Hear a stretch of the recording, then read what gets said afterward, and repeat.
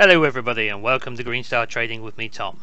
All views, opinions and ideas expressed in this video are my own and do not constitute financial or trading advice in any way. It's just gone 2 PM on the 4th of February 2021 and we're going to spend the next few minutes talking about the US dollar, specifically the DXY index. Now, I've covered the dollar on the channel before, normally when talking about gold or silver, but today we're just going to look at the DXY. And we're going to do as we always do on this channel. We're going to start with our basic technical analysis first and our Elliott wave analysis second. So the first thing we're going to do is clear the chart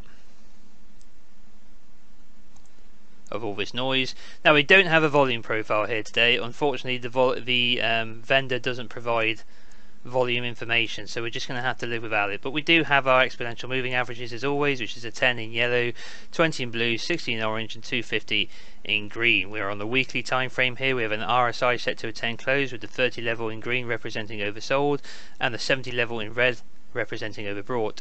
We have a MACD with a 10 for the short term moving average, 20 for the long and a 9 to smooth.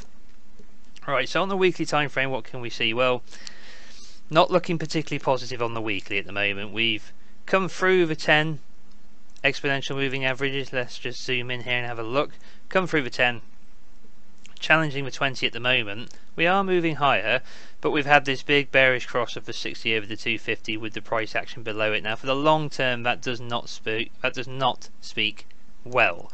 But we've still got the 20 to test here, which is basically coincides with this low, which is around 91.773, and then we've got the 60 and the 250 above us as well. Now, we do have some positives to look at. On the weekly time frame, we can see a low and a higher low in the RSI here, while we've had a low and a lower low in price. So there's some bullish divergence, some positive momentum building up underneath this price action. So a rally is currently underway, but is this the bottom or is this just a bounce?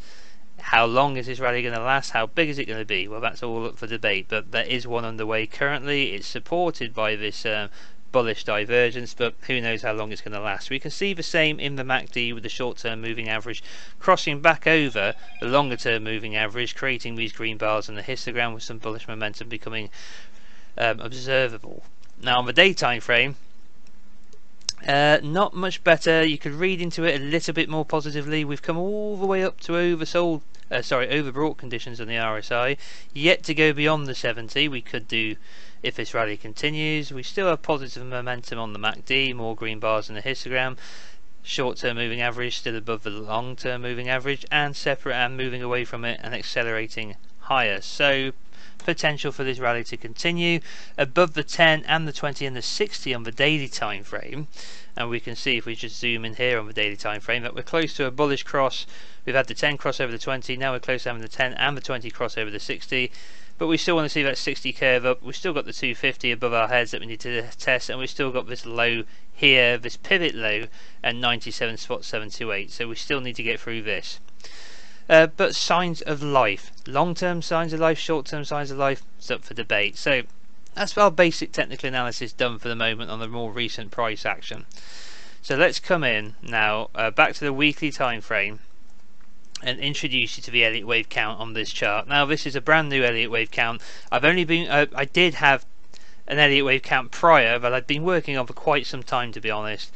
And I've had requests to cover the dollar on the channel, and I've been fretting over trying to get a case presented because I want to cover it and I want to present something that I think is interesting, but I got myself so tangled up in that camp that I just scrapped the whole bloody thing and started again. So I spent the last couple of weeks working on this. Now, there are still holes in it, it still needs to be refined, there's still areas which I'm looking at and guessing and second guessing, but I've got a count in place and it gives us two basic options, and I think that's what we've really got to be looking for. So the first thing I want to point out is we have this 5-wave move down from the turn of the millennium down to 2008, right, and it's a lovely clear 5-wave structure with this flat here in the 4th excuse me, and 5 waves down in the 5th. So we've completed something here.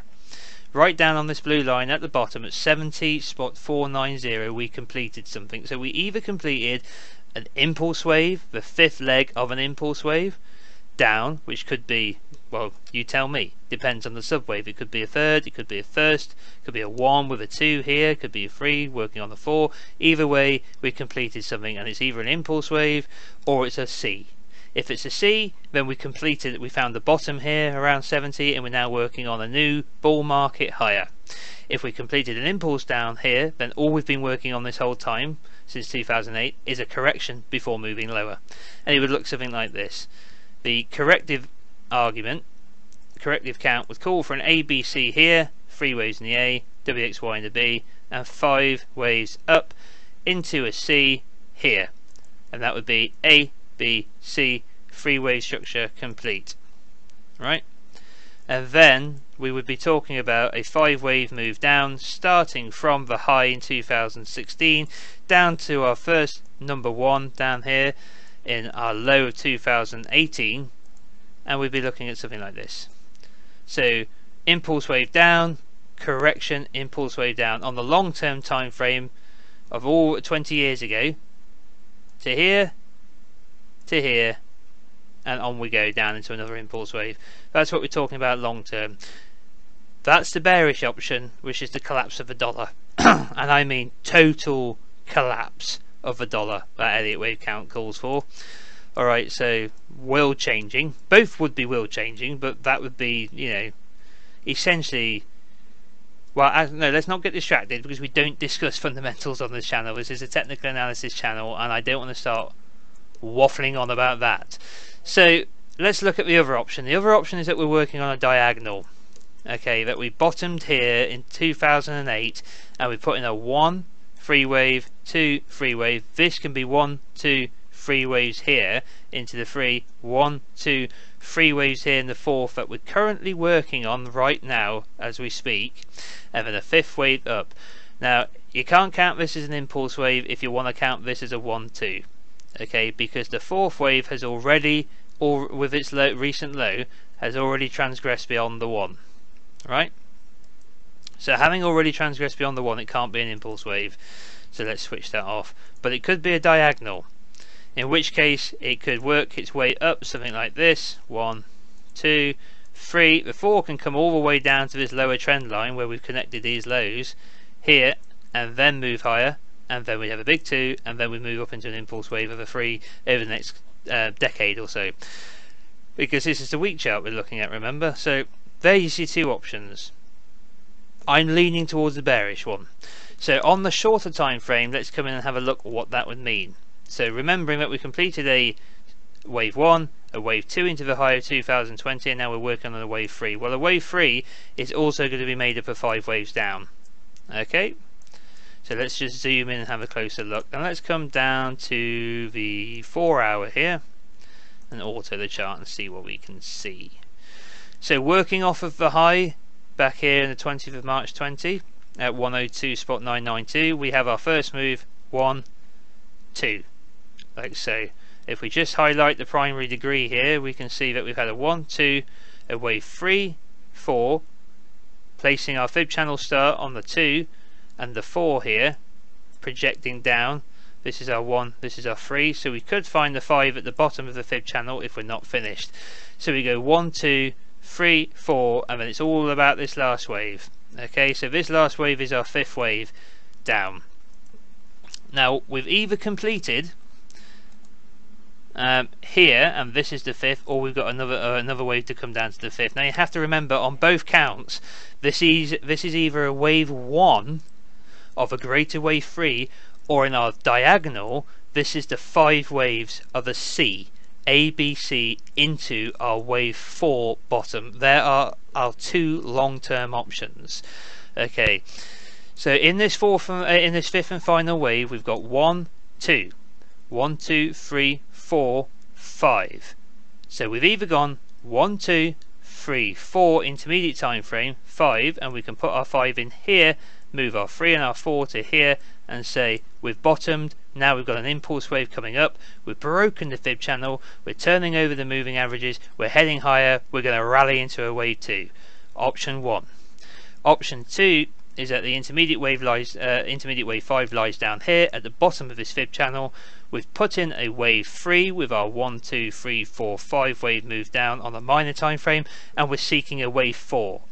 Now if we're seeking an intermediate wave 4, we have to complete it before our intermediate wave 1 low, which is at 92.142. So this is our intermediate wave invalidation point, intermediate wave 4 invalidation point, you should have said, Tom. There we go. So simple as pie. If we break this level, then we've invalidated this count, which means we can move our wave 5 low to here, and we've finished our wave 1 down of our big third wave down, and we're doing a big retracement in the wave 2, which could take the dollar significantly higher in the coming months. Or if we fail to break through this level, roll over and take out the low here at 89.228, then we are heading down to complete this fifth wave of a fifth of our wave 3 down. Right, so let's assume for a moment that we have bottomed and this is the fifth wave, and we have gone 1. So we've either gone C complete, or we've gone 1 with a 2 to retrace. Now let's just look at the bearish case of retracing a 2. So here's our high, and let's come down to the low with our fib. So we've got first stop on the way up is the 23.6 at 92.478, which is still a little way above us. This would invalidate that wave 4 invalidation point by overlapping the 1. So even a move back up to the 23.6 could be seen as confirmation that we're no longer in a downtrend. Okay, another move higher, we've got the 38.2, which is at 94.491, and then we've got a 50% retracement, sorry, at 96.117. This would be what you'd expect to see for a wave 2. So you can see how here we could have quite a significant rally. Even though the long-term trend would be down, we could have quite a significant rally in a 1, 2, 3, 4, 5 up to the 50% retracement of this move. If we've completed, remember, we need to keep an eye on that level and the low here. So even if we get a 50% retracement, that could be quite a significant rally in the coming weeks and months. We could go even deeper to the 61.8 at 97.74. We could go even deeper, all the way up to $100 at the 78.6, or maybe the 707 at 98.71, because that brings us up to this long term, this white line, which is a long term downtrend.